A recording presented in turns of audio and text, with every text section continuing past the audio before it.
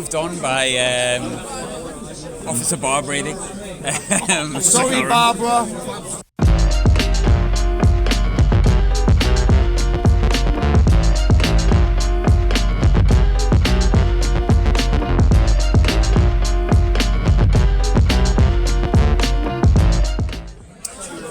Hello and welcome back to the What the Falk podcast. Hopefully you can hear us. We're just outside the Collery Tavern. We're going to do one of those on the fly ones, and hopefully my editing's good enough to block out everyone else that's around us, but I'm not staying out in the rain to get me phone wet, so there you go. But Brad, you with us? How are you doing? You alright? Yeah, very good. Apart from absolutely soaking wet. I've just finished my first pint, so yeah, I'm in a very good mood. Yeah. Can't wait for the game. Good weather for ducks. Ross, you alright? Aye, spot on. Same as Brad. First pint done, on the second. How are the lads? I've had 2 Pepsi Maxes. Living the dream. I am, mate, I am. First things first, obviously at the time of speaking, I think it's about 2:30, just before 2:30, so we've got the team.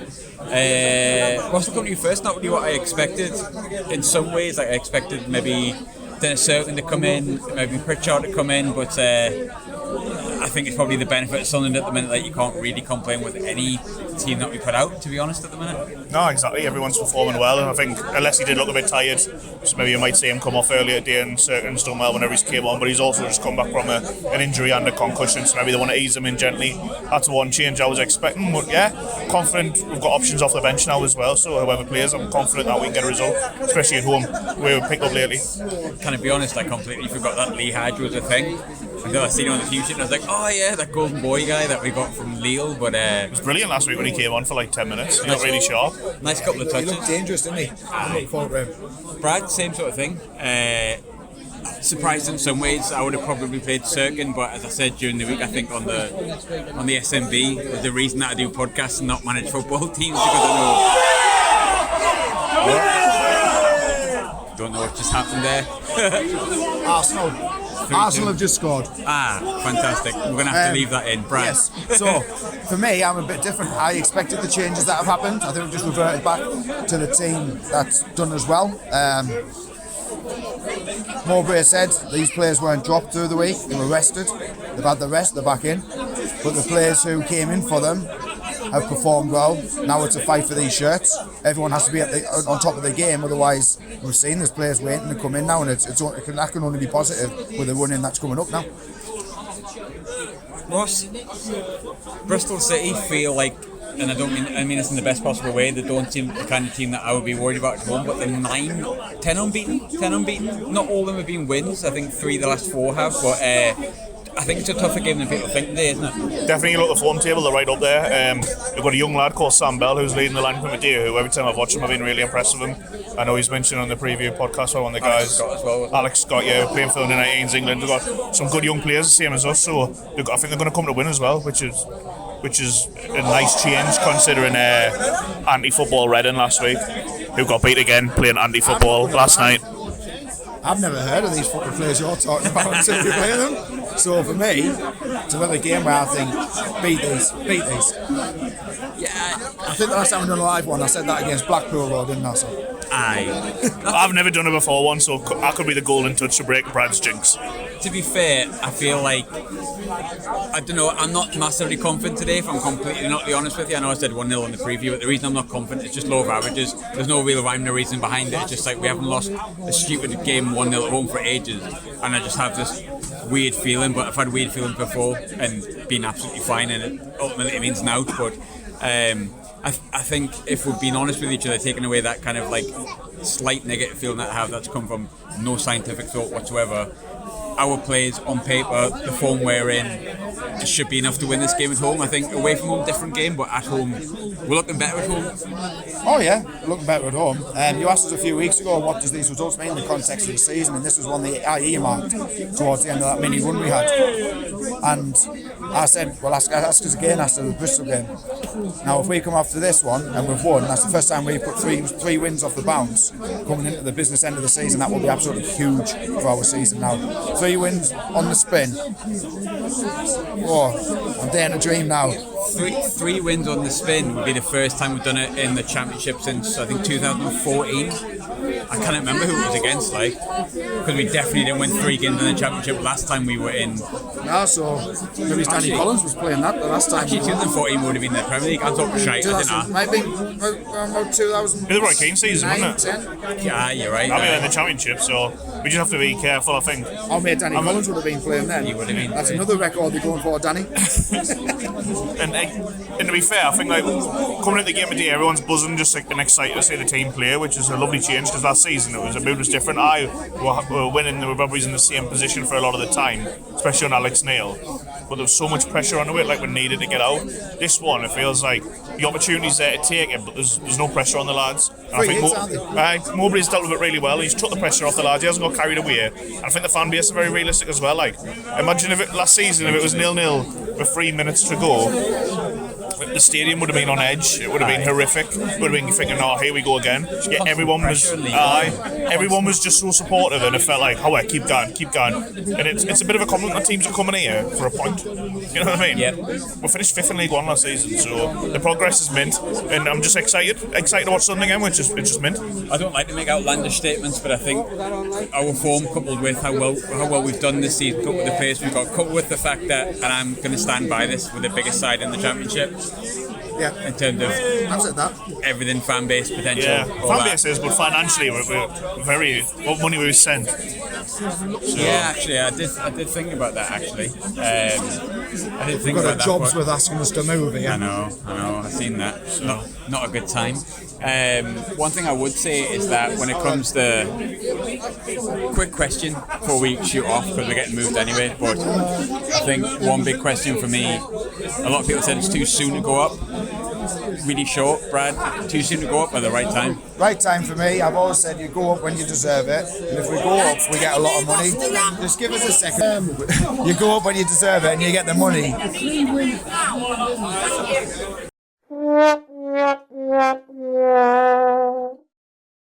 Yes. We have been moved on, but Brad, the question is, was it too soon to go up? So it's not too soon to go up because if you go up, you can still stick with this model, but you've got money in the bank then. Yeah. And you can sort of, we're picking off some great players from great academies, but we can start getting some players with a lot more maybe Premier League experience who are young lads as well. You don't have to deviate from the model, but we've got that money in the coffers. And if we come straight back down, we can still go with the same plan we've got. Because we've got a lot more money behind us. That's fine. You play football to win. If we're winning games and we get promoted by winning, then we won. Simple as that. I mean, my argument and my own question on that was, hopefully we don't get beat today because we're getting promoted. We're going to write dicks on here and we get beat 3-0 now. But you know what? If we get beat, I'm still going to be confident in this team. On top of that as well, though, like, I'm not going to be devastated if we don't. Like, I'm not going to sit and be like, oh my god, I haven't got promoted, everything's terrible. A bit like last season. If we don't, we don't. Like, I still believe in what we're doing, but I think someone raised a really good point on Twitter, Jimmy. I can't remember who it was, so forgive me for not giving you the credit to this, but you can't pick and choose promotion. No. There's a long way to go. Just enjoy each game, one game at a time, and just enjoy watching the football we're playing with a good manager and some players who have got huge potential and promise. Playing at the atmospheres are good, everybody's buzzing, just enjoy the ride. The only reason I want to go up really is so we keep all of that mad for another year. And then try and keep your phone dry and when it ended. Hopefully a bit more positive at the end of the game. Cheers for listening. Sorry for standing on the ramp. 1 minute at the Collery Tav. Right, half time. Don't normally do this, but joined by just Ross because Brad's too far away. I think he's South Stand. I don't think it's that far away. But we're previously joined by Frankie, I think, and Gary Hours whilst we're here, but they're not going to be joining us on the pod. Ross, you all right? I'm good. Weird game, as I said before, off recording. We've played some decent stuff in parts, like Mitchell's been unbelievable, like where's he been all season? Unreal, but they're a good side actually. They're better than I thought they'd be. They've got some good forward players, but other than that one brain fart where they nearly scored, nothing's really happened, has it? Obviously at the opposite end of the pitch, but that looked like an unbelievable save. Yeah, he did get a hand to it, which is really good. So then we had the corner where nobody decided to stop the short corner, which was frustrating, but once we switched on and we got the ball down, I think we've been good. They look dangerous. They've got some good wing players. Mehmeti's given Hume probably his biggest test I've seen so far. It's toying it down as well. Like, it's absolutely battering it down. Struggling to see your points. To be fair, I'm struggling to see your points. By the way, can I just point out that I absolutely fucking love Tears for Fears. Who? Tears for Fears. Oh, great tune, aye. But yeah, there's not much to talk about really. From our end, I thought Gilhart should have done better with the chance that was put back to him by Clark. But it was a very... We're talking like, other than their shot that hit the post, nothing's happened. He needs a goal like Gilhart, doesn't he? Yeah, he does. I'm starting to get a bit worried now. He's getting in Will Grigg territory now, where he works hard, but... Which is mad, really, because it's like we're literally talking 2.5 games in, then we're like, oh, we're worried. But like, it's just the way of a football fan sometimes, isn't it? Like, I think at times as well, I think he's coming too deep, which is not helping Roberts and Ahmad either, because then they're stuck in like a little triangle with no out ball where you're used to having someone out there. But yeah, it's everywhere else apart from Blackpool, who are beating Stoke. It's 0-0. That's mad. 1-1, so it's so tight. I think everyone's at the part of the season now where they really don't want to lose. Yeah. Maybe that's contributing to a few cagey games. But I think we need to just be a bit more braver with the final ball, the way Mishew's got to be behind. I think Clark's done well. Alessi has left Clark on his own, so it's him v 3 players, which has frustrated me a bit, but I can see defensively why he's holding back due to their pace on it. It's all very iffy, innit? Just like one of them so far at half time.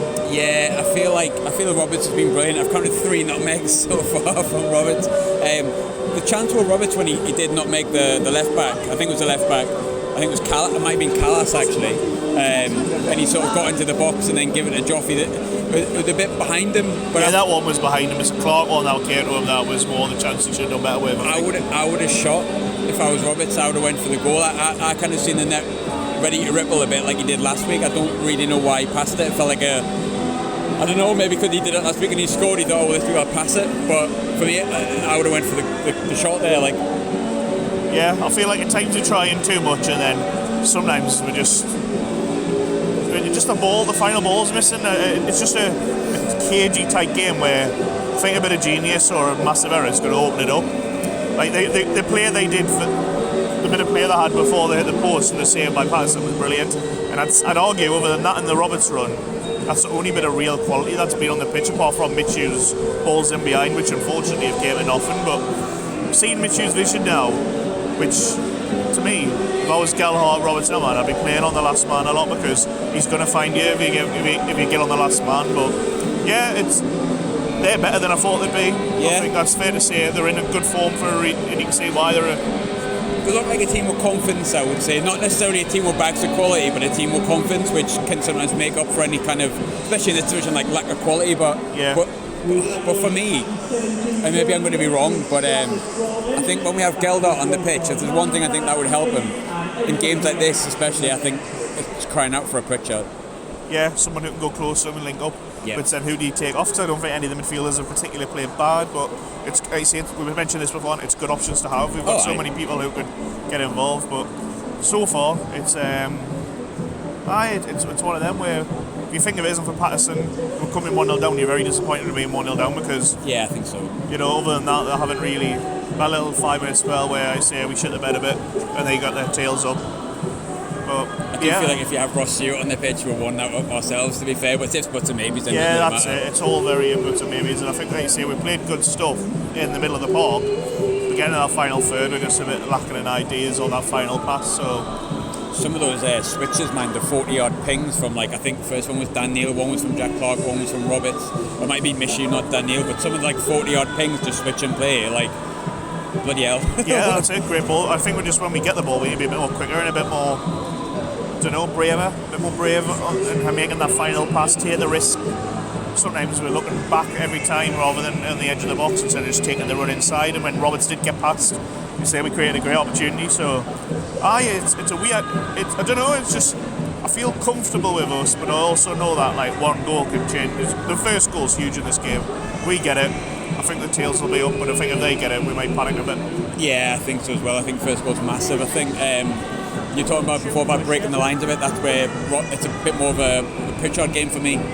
Like I think Ahmad's played well, but like Ahmad has another gear to go up, to be fair to him, so maybe give him the first 10-15, and then if we were going to make a change, which I probably would if nothing changed in 10-15, it would probably be Pritchard for me. But before I let you go, obviously we didn't do score prediction that on the preview show before the game. I forgot because we got marched out by that lady who was demanding we got off the ramp. Off the ramp immediately. But I'm going to stick with... I know I said I feel a bit nervous, and I still do a bit because of lower averages, but I think we'll make it 1-0. I think it's going to go 1-0 either way. I can't decide which way. I just feel like it's one of them games where a bit of brilliance or a defensive error will contribute to worlds. Yeah. Hopefully it's our way. Fingers crossed, mate. If you're listening to this, you'll know by now. So if it's our way, keep listening. If it's not, probably turn off now if I were you. Aye, but we might dissect it a bit better than that at the end. Or we could just say fuck it if we get beat. Like and subscribe. Like and subscribe to the What the Falk podcast. Sickner, inches away from having another correct prediction, which is not really often that I'm correct. Ross, I think ultimately probably a deserved draw for Bristol City, if I'm completely not honest. We'll get into the nuts and bolts of it, but I think 1-1, immediate feeling. Aye, the same. I think both teams had chances. Both keepers had to make good saves, and it's a genius goal by Clark, which he's producing more of now. As soon as he left his foot, I was behind it. He knew where it was going. The frustrating Jack Clark. With another goal in the championship. To be fair, he hadn't done it for about 15 or so before. Yeah, and to be fair, like the saves there, keeper made second half. From Roberts? Roberts, and another one, I can't remember which one, if it was Diallo, where he took the deflection, he had to get one arm down. Really good save. But other than that, I don't think we got in the box enough. And I always just felt all game they were dangerous, especially on both flanks. I think Alessi and Hume both had tough games today, because I think that's the most they've been challenged in a while, I'd say, from wingers who were direct and running at them. So it's just one of them. They're in good form, and that was their first penalty for 470 odd days. I've seen that as a website, isn't it? Have Bristol City had a penalty or something? And it's just peaked that. It's bloody Sunderland who have to be the butt of the jokes. Oh, we got a penalty in Sunderland, and it was in stoppage time. It's frustrating, but we're still fifth in the championship. Yeah, I mean, it's one of them. If they'd scored earlier when they were on top in the first half, and we came out here with a point, we're saying good point against a decent team. It's the manner of it why it's frustrating, but take a point and move on. I have to be honest, I know obviously we didn't do the review show after Reading last week because obviously I was in Madrid and that, but obviously Reading I think were probably the worst side that's came to the stadium like this season, if I'm honest with you. Before we get into the nuts and bolts, and then was it a penalty, what are your thoughts on the penalty to deserve a draw, and Geltart and other things we'll get on to. I think Bristol City, considering they're like 18th and 19th, one of the best sides who came to the stadium this season, and I think they actually had a go. They've got some good technical players, and I think they've got pace. The only thing I would say is I think they're a bit fragile at the back, which when we were on top it showed them panicking a bit, and I don't think we did that enough. If I had to have one side criticism, we didn't turn the defenders around enough at their own goal, but when we did, we looked dangerous. But I think they've signed some good players, and Mehmeti's a good player.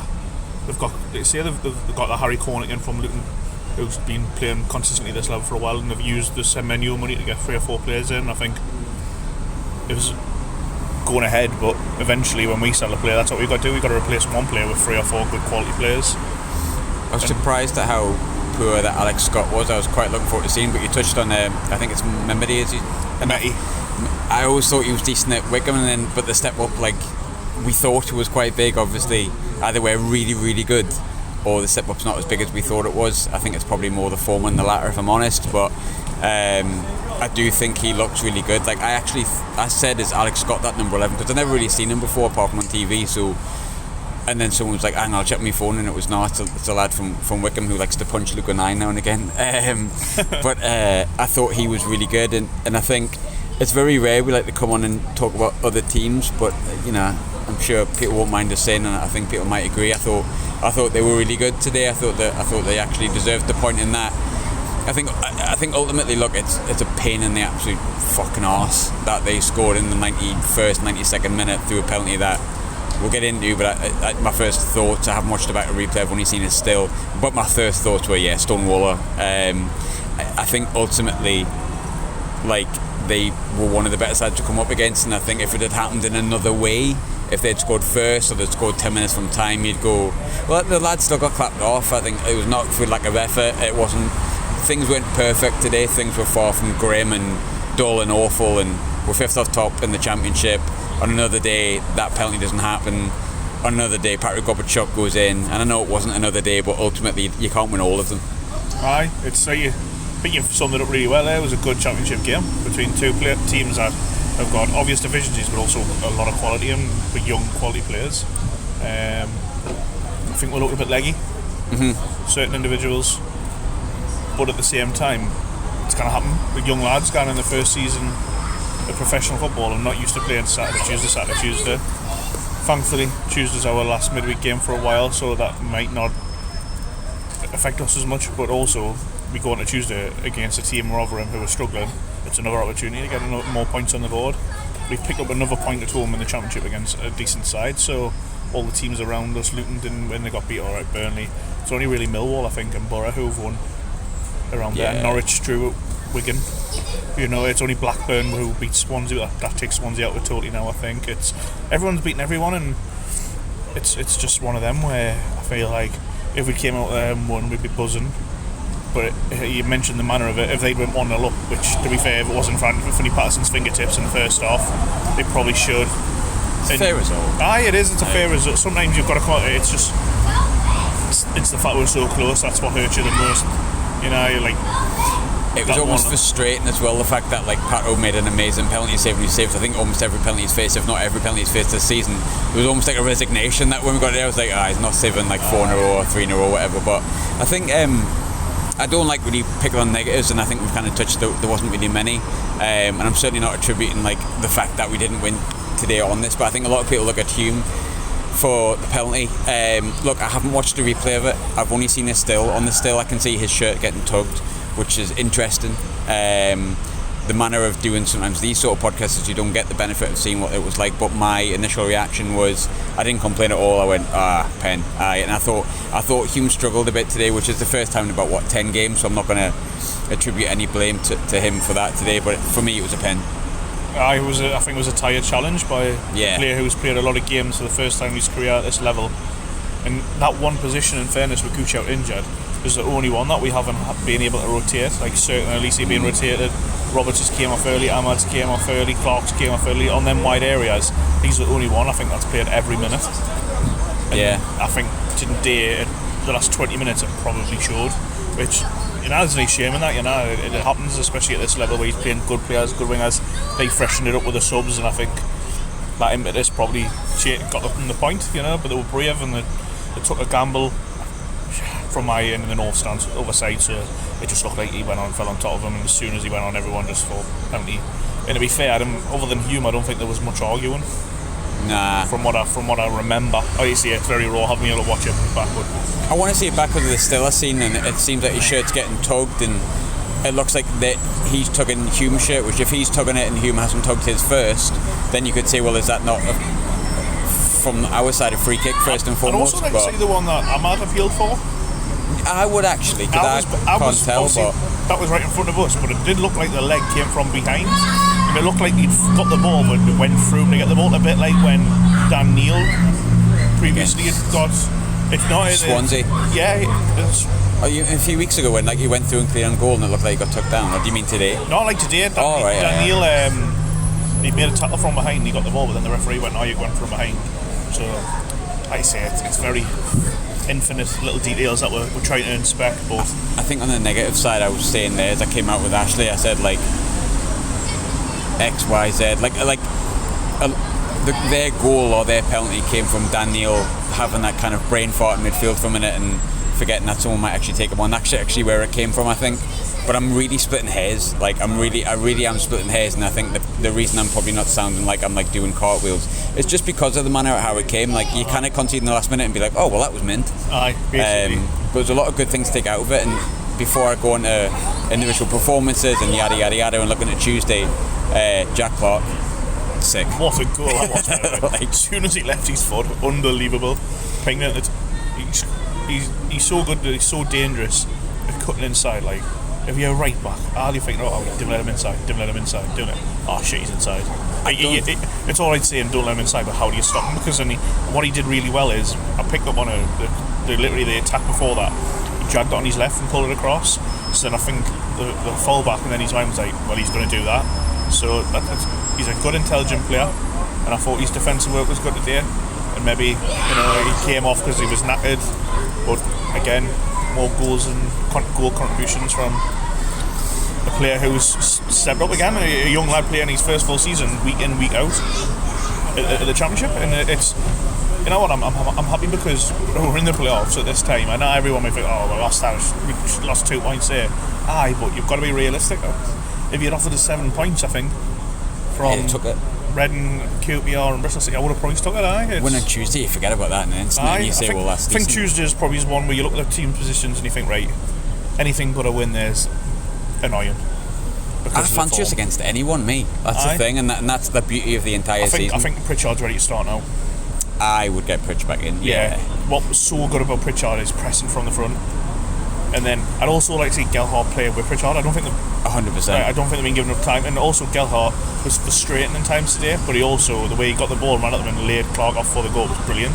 Look, it's an assist, and I think there's a confidence few people, in it. I know we spoke about him at half time and went, oh no, and that's just natural. But it doesn't look like scoring, but his overall contribution is hard work is there. I feel like he just needs one to gang in off his arse, from a deflection, and it'll just click. But I think if we're talking the same about this in 6 games' time, then I'm panicking a lot. I think maybe in reflection we're a bit harsher at half time, especially me. When I said he was Will Grigg, because that's very fucking offensive. No, I think the comment about Will Grigg is more a case of for the first 4 games you went, oh no, but he rounded the keeper and all that kind of stuff. They miss sitters. We're just scarred people, all right? We're scarred. But I think I was surprised he took Mishu off. I see him. I thought it would be Neil. Can we discuss Luke O'Nien? It's piggyback. What's he doing, man? The only thing I'm thinking is he must be close to 10 yellow cards now. Oh yeah. That'll be another 2-game ban. So the less that could happen. I thought he did well when he came on. I did. He sort of. I thought we played our better football when we went 1-0 up, which was weird. But we went 1-0 up, then we thought, right, yeah, let's play our game. I don't know if that's because Bristol then had to come up a bit more or not, but. Did we go to? I think Mowbray's subs have been really good, and I'm not saying this is true. I'm just posing the question. Were the subs maybe the wrong people?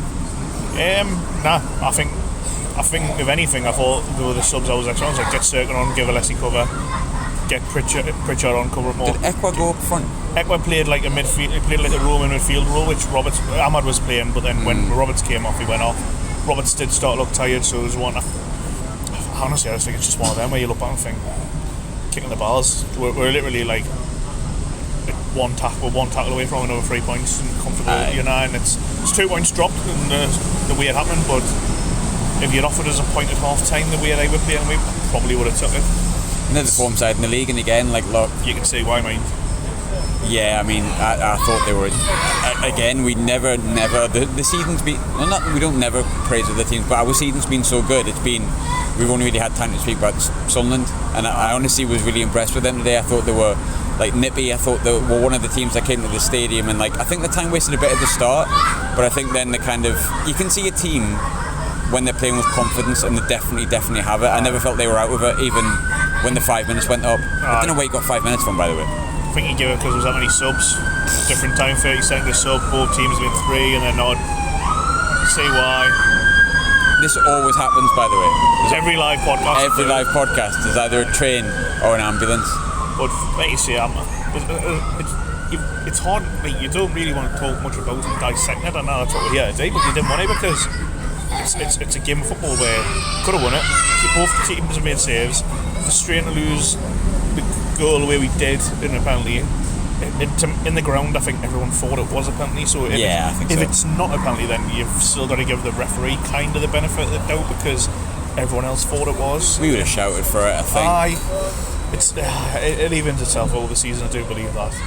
I want to watch it back because that still is interesting. Like I say, for people listening that I haven't seen a replay, my instant instinct was Stonewall. Of course, it is 100%. Look at his hands all over him, like he got round him. But it's interesting that there was that still. I think that I put on the Twitter. Where Hume's getting his shirt his shirt tucked first. However, there's nothing to say that Hume wasn't tucking his shirt there, and it's been 6 and 2 halves on the other. It's fell into the box. Yeah, it could quite easily Very be the similar. same kind. Aye. However, if it is the lad tucking his shirt first, and I think that's unlucky. But really, I think it is a shame. I know Gooch hasn't been fantastic this season, but I think Tuesday probably is one where you'd look to give Hume a break. But without Gooch, we could do a 9 right back potentially. But again, I don't want to be too critical on the lad because he's been superb since he came in. His first mistake, let's be honest, first mistake. And he also, I thought, was very good coming into the centre midfield and getting the ball a day, which then created space for Robert second half and out wide. It's a result that is frustrating, but you come out and you're like, fair enough, it's fine. Tell you what, mind, these kids shouting and screaming outside the Fans Museum, which is where we're at, one of them sounds like satanic. Like, he's so growly, man. Like, so I think we'll leave it on that note with the satanic child. I bet he's called Damien. He looks like Damien. You got a 666 on your team. But like you say, we go again. We've got an opportunity next week. Two away games again, but Rotherham, one you'd expect to win. Another sold out away crowd. It's not too far to travel. It just feels like a game that way. If we get the first goal, we can put that to bed.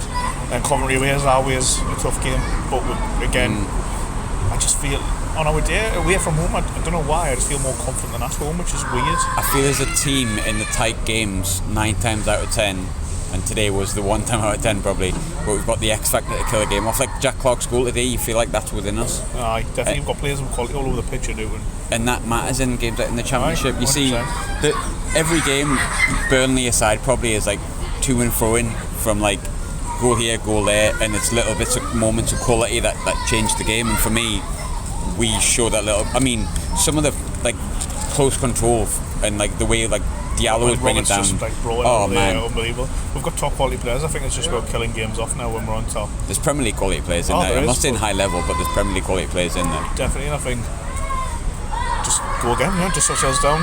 It is what it is, but let's not get too forensic about it and stick to what we do. Freshen it up, I think. I agree there. You sound a bit like Lee Johnson there. Let's not be too forensic about it. But I know what you mean, though. I think you can. That's offensive, that one. It's really offensive. You can decipher things and go in and kind of in a way, when doing a podcast, you want to do that, but in reality, it's like we could have done this in 5 minutes. We could have. We could have just went 2 bits of good quality on both sides. I think today, 1 keeper saves, Patterson saves ours, Clark's goes in, 2 keepers have pulled off good saves, and it probably is a penalty. Aye. In summary, we should have probably just done that instead of having the screaming kids over the top. Potentially, but hey, people aren't going to be able to do their commute at 5 minutes. No, that's very true. So if you're walking the dog, or I don't know, having a shit on the bog, or I don't know, maybe even going on your Sunday morning run, whatever it may be. Listening at work, we're here for you. We're there. Here for you. Like, subscribe, and actually unsubscribe if you want. Do you want? I prefer to subscribe and share it around. Yeah, you might. I don't. Pressure.